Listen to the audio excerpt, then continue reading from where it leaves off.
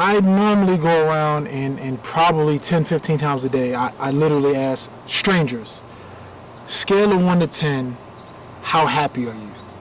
And normally people are thrown off by that question, and it's actually amazing how open people are about how happy they are, which is, when I first started, it was kind of strange because I didn't expect people to, really open up to a stranger that they didn't know and, expound on their feelings. But I think, it's a question that needs to be asked to everybody, and people need to really think about, man, how happy am I? Forget about how successful I am. You want to be successful, but how happy am I in this success? Or, this not successful, you know what I mean? How happy am I think is the key question everybody needs to ask themselves.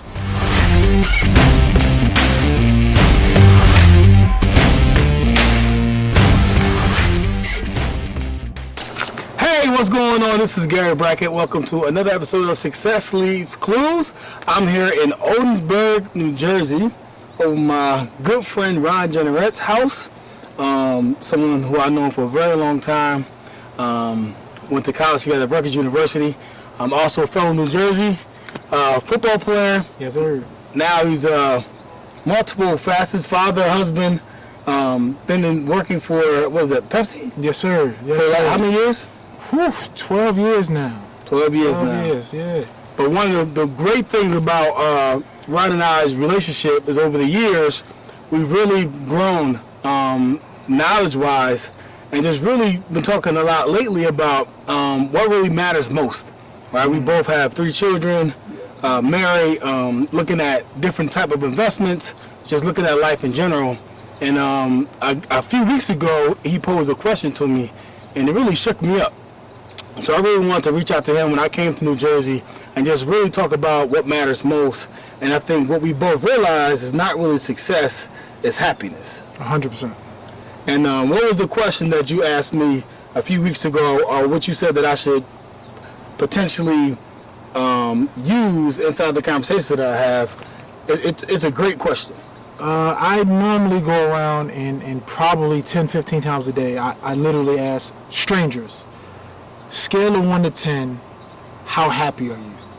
And normally people are thrown off by that question, and it's actually amazing how open people are about how happy they are, which is, when I first started, it was kind of strange because I didn't expect people to, really open up to a stranger that they didn't know and, expound on their feelings. But I think, it's a question that needs to be asked to everybody, and people need to really think about, man, how happy am I? Forget about how successful I am. You want to be successful, but how happy am I in this success? Or, this not successful, you know what I mean? How happy am I think is the key question everybody needs to ask themselves. Man, I think that was so powerful. And it's funny, typically, guys, our age, late 30s, 40s, you get together, haven't seen each other in a while, probably have a couple of beers, a barbecue, right? We got here around 12 o'clock. I'm talking about 90 degrees outside. Smoking. And my man got a circus set up outside, and then we ran 2 miles. So it's just amazing. Like, for us now, like, I think health is like gaining more important than wealth, right? Because what's good is gaining, obtaining all this wealth, and then not being able to enjoy it all. So I think really been on a workout kick. And one thing I admire you by is like you be putting in miles. Absolutely. Yeah. So what's your average mile count per month? Right now I'm probably only doing about 70. Only 70. Yeah, but last year around this time I was doing about 100, 110. I did 150 in a month, which I didn't think I could do. People just tell you, you get it stuck in your mind. Oh, you're a big guy. 270 pounds, 275 pounds. Where were you at your peak? Yeah, I was 303. Wow. At my peak. And it was actually at Rutgers. I was 303, and I still remember to this day, Coach Chiara said to me, what are we going to start calling you, Trey? What are you doing here? I remember that like it was yesterday. And I said, man, I got to get this thing together, man. So, yeah, but since then, I decided I just started running, man. I always kind of enjoyed running. And, people say, oh, you're too big to be running. It's too much on your joints and all that stuff. And I'm thinking, man, you can do whatever you want to do. It's not that big of a deal. You just go out there and get it done. Stop worrying about what everybody else is talking about and just go do it. You know what I mean? And I think the beautiful part is like, some people would let the time discourage them. Right. So what would you say to people that, don't want to run because maybe they're 11-minute mile, 12-minute mile, whatever it is, right? What would you say to someone who wants to work out, who wants to start running, but just can't get out of their head that maybe they're not as great as they think they should be, what the world says they should be, right? Right. Again, this whole success thing. So what would you tell that person? It's to me, I came up with this thing, desert island theory, right? Like, so if you're on a desert island and you have no context, you have nothing to compare anything to, whatever you do is what you do, right? Like, so I don't care if it's you are on this island and you don't wear clothes, right? It wouldn't be foreign to you because nobody else is there. You don't know right. anything. So it's the same theory, right? Like, so if you just start doing whatever you're doing and do it at your own pace, you're not worrying about nobody else and just doing whatever you do. So if you come out and it's 15 minutes a mile, it's 15 minutes a mile. I don't have to look at the next person and say, damn, they're doing 8 minutes a mile. I got to do that. No. You do whatever you can, and it's going to work its way down anyway. So, the beauty of it is just jumping into it, doing what you can, not worrying about outside opinions or what everybody else is doing. Run your race with blinders on, and everything will be fine, man. You know what I mean? I think one of the best pictures I've seen on the internet was like the Michael Phelps. When he was like doing this thing in the Olympics, 7, 8 gold medals, and there was one race in particular where he's running his race, right? He's swimming, he beat the dude, and the dude, you can see him looking over at Michael Phelps. Like, bro, they ain't gonna help you. Not at all. And so many people, I just feel like they're looking over at that next lane, and they're looking over on that IG post, that Facebook post, and they get so discouraged by that. But look, bro, like, you have to run your race, and I think more people need to realize that, when you start, it's not always going to be pretty. Not at all. You got to start, and something you've said on this podcast multiple times is Instagram is their highlight reel. That's it. Nobody's showing you when they went out there and ran to a 20-minute mile. They're just not posting that. You know what I'm saying? Like, so you can get caught up in just thinking that, man, that guy's doing fantastic, when in reality, he's probably not doing that well. Like, you know what I mean? So if you get caught up into that, you're going to be damned. You know what I mean? So you got to try to phase that. That stuff is cool. Like, it's cool to look at it, but, like, to get caught up in it and worry and apply it to the context of your life, I think is a very, very dangerous thing to do. Yeah, I think it's a saying, like, people aren't who they supposed to be. Right. You know what I'm saying? Right. I think that's it. I've seen dudes on IG, you know what I'm saying, and that's not their car. That's not their house. You know what I'm saying? Yeah, so I think just being authentic, I think is really the key. Right. But I think another thing, it's amazing because we really bonded in college. For sure. And I think we were the only two players who played chess. Right. I think Jay Grant played. Yeah. The constant, no, who else played? It was somebody else who played. I know Jay for sure played, but it wasn't too many. Jay Grant played, Eddie Jordan. Right. Maybe a little bit. But I think the game of chess is so indicative of the game of life. For sure. And I think you and I always kind of share that bond. And I think you can tell people who play chess by the way they think about life. Because they're always thinking a few moves ahead. Absolutely. And like, it's like on chess, at some point you see the board and you can like count the next 5, 6, 10 moves, right? And as you get better and as you gain mastery, you can start seeing 10, 15 moves. Right. And I think life is the same way. Those that are successful, they're very intentional. It's not an accident. Never. And I think so many times, people that we know that we play with, they're just, going through the motions. I drive to work every day, and I don't listen to the radio. I don't listen to music, anything like that. I voice note things to myself every morning. I drive, and I came up with a thing where I didn't come up with it. It's obviously not an original thought, but if you don't have a plan, right? Like, if we're picturing life as a car, right? And you got a car and you got a map, and you go and we all jump in and say, okay, where we going today? And you go, well, I don't really know. and now you're just driving around. So normally if you're just driving around, you're probably gonna drive around in the same neighborhood you just know, right? Right. So you're just driving around in circles basically if you have no plan. So if you say, all right, today, you know what, we're driving to Vegas today. So now I got somewhere I gotta go. Right. Now we pull out that map and we figure out how to get there. And if we incur roadblocks or stoppages on that map, we're gonna figure out a different way. It's no different than life, right? So you pull out that road map every day. We chart out where we're going every day, and we go to get there. But if you don't have a plan in place, you can't see 5-10 moves ahead because you don't even know where you're going. If you don't know where you're going, it's impossible for you. If you don't know the end game, it's impossible to figure out what's coming next or try to figure out what's going to be in your way if you don't have a plan to where you're going in general. So you got to have a plan, man, period. I love the quote is the best time to have the map is before you enter the woods. Oh, man. yeah. You know what I'm saying? Right. And it's just crazy, like, how many people don't plan, don't schedule, but then that kind of takes care of itself, right? I mean, that level of success or happiness is ultimately dictated by that, because I'm a big proponent. You can schedule them both into your calendar. Right. Another thing we've shared a common bond is through adversity. Sure. So your college career did not end the way it wanted to. Correct. We probably had pretty high hopes, right? You were heavy, you lost weight, Right. and because you weren't necessarily, we played a 4-3, so you wanted one technique, which is the one technique is typically the ones holding off double teams, and that's all they do. So you were a 3 technique, Right. which meant that you were moving, getting in the gap, getting vertical, getting upfield, right? And Yes, probably sir. one of our best defensive linemen. I think you were scheduled to start, what was it, junior year? Right. And then can you walk us through kind of what happened on your junior season? Well, my junior year,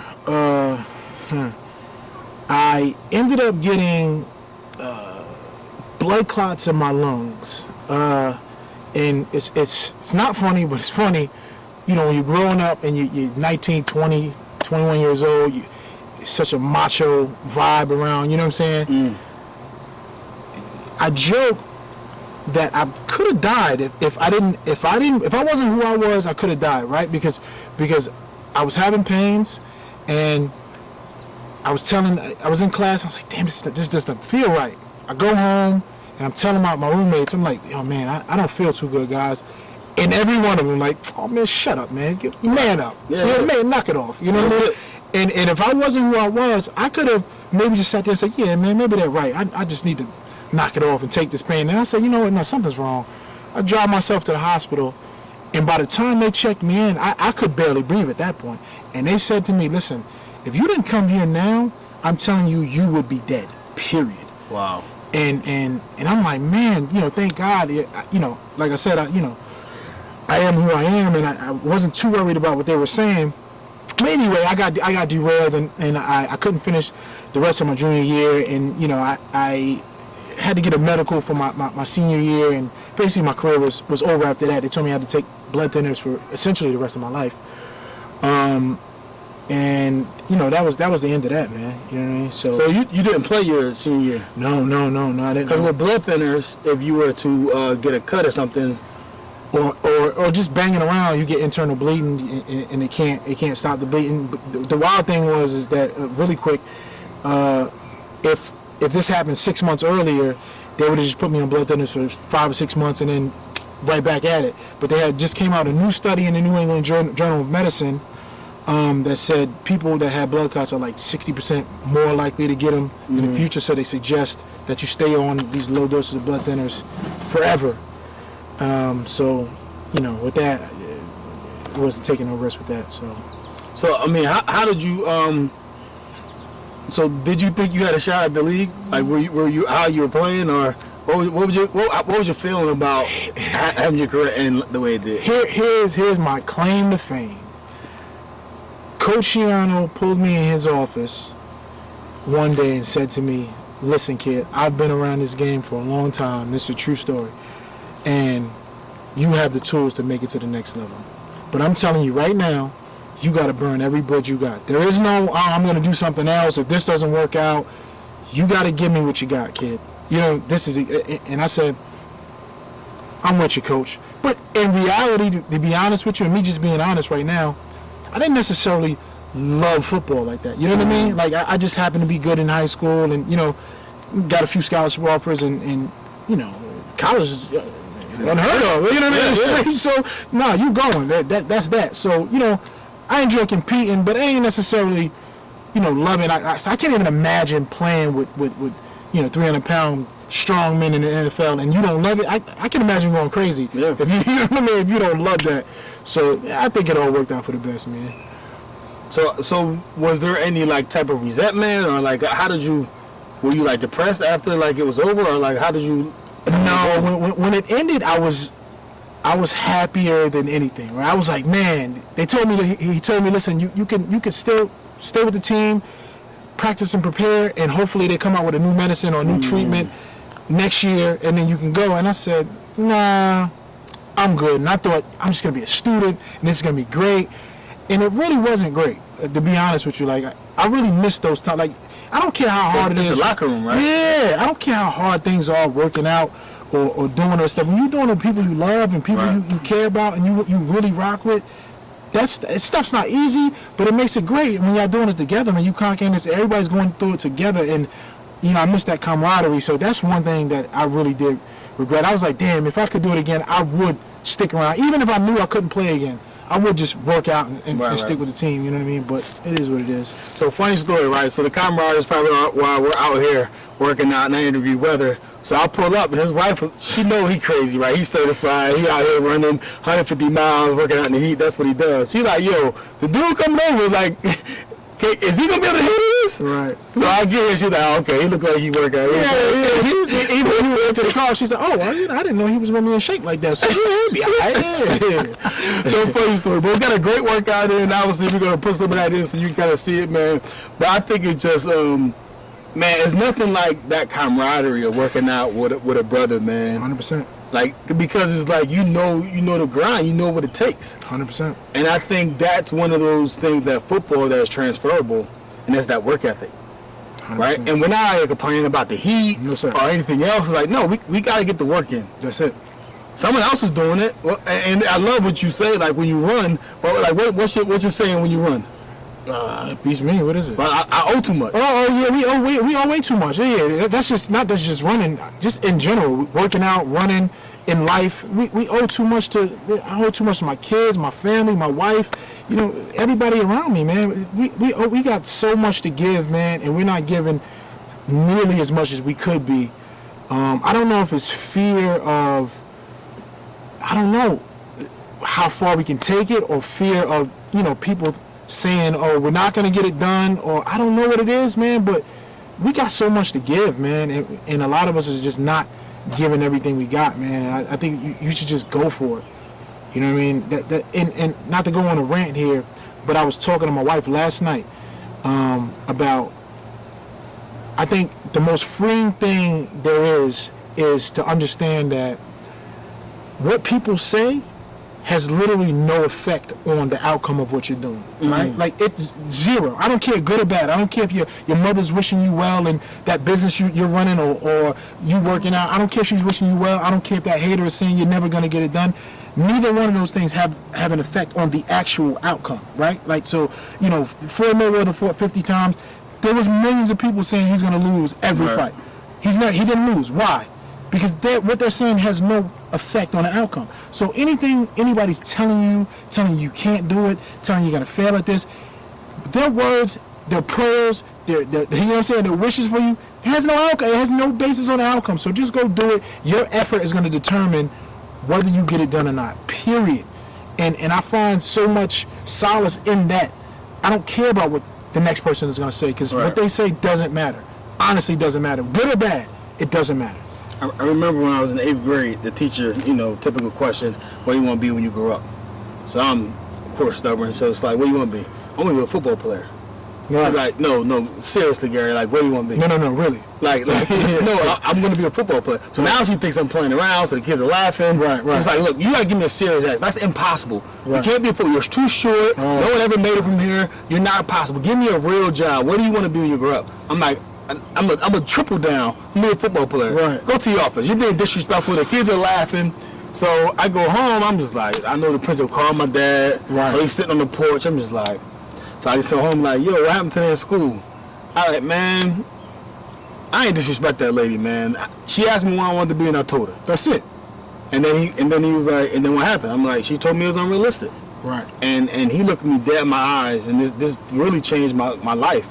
And he told me, yo, never let someone's perception of you become your reality. 100%.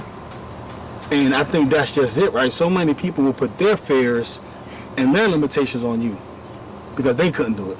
And not to cut you off, sometimes unknowingly. Some people are malicious about it, but some people are doing it unknowingly. Yeah.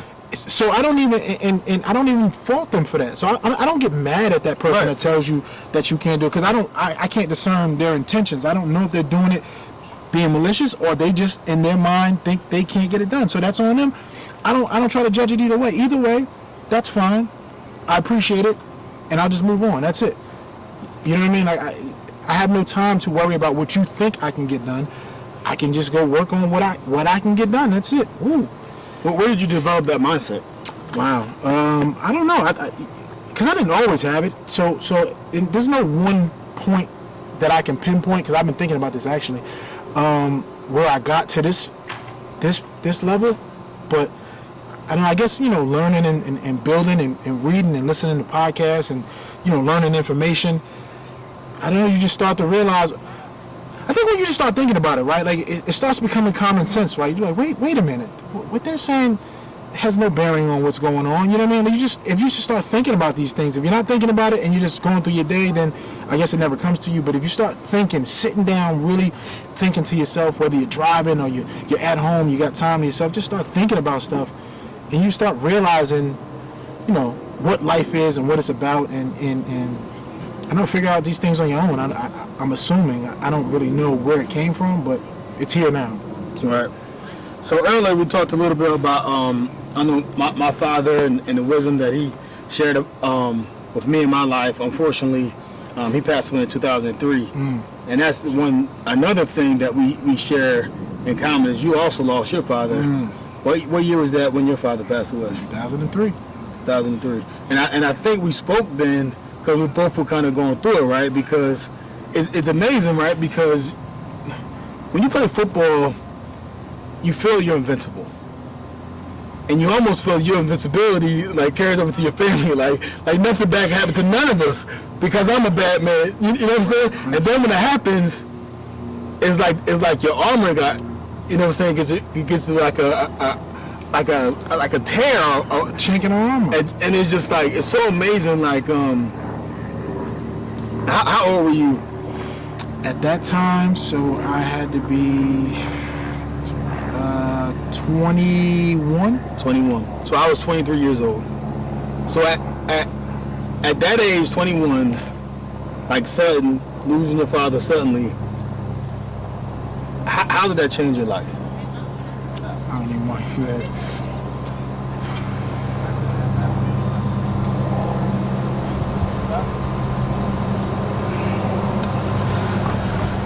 I mean, it's always tough for me to talk about.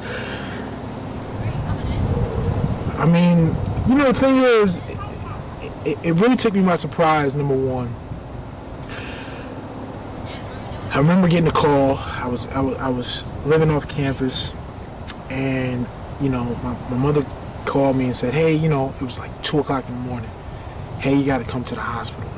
'Cause my dad was already in the hospital, and she said, "Hey, you got to come to the hospital." I just thought it was like a routine thing. So I get there, and everybody's there already crying, and I'm just thinking, why are you crying? Like, they say, "Oh, your dad's, in a coma." And I said,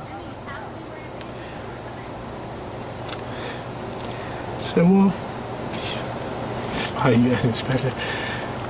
I said, "Well, he's gonna be all right, of course, right? What are you talking about? Like, he's gonna be fine."